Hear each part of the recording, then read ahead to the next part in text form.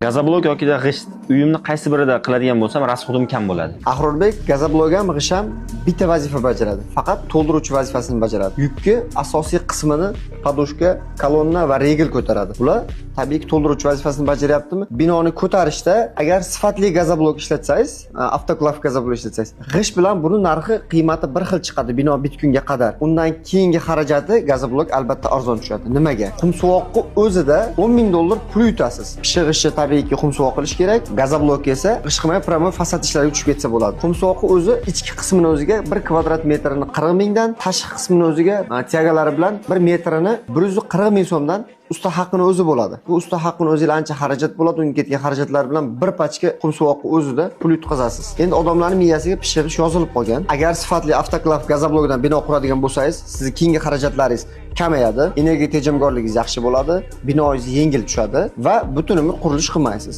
Uyingizga tezda bitirib kirasiz. G'isht nima yukni ko'tarsa, bu sifatli avtoklav gazobloklar ham o'sha yukni ko'taradi. Tabiiyki hozir devorga ko'p narsa qoqilmayapti. Nima ortiqcha qoqiladigan narsa bitta televizor bor-da. Ariston ham qoqishlar eskirdi, uni o'rniga boyler tizim qilyapti odamlar. Shuni hisobiga Yevropa mamlakatlarida pishig'ish ishlatmaydi.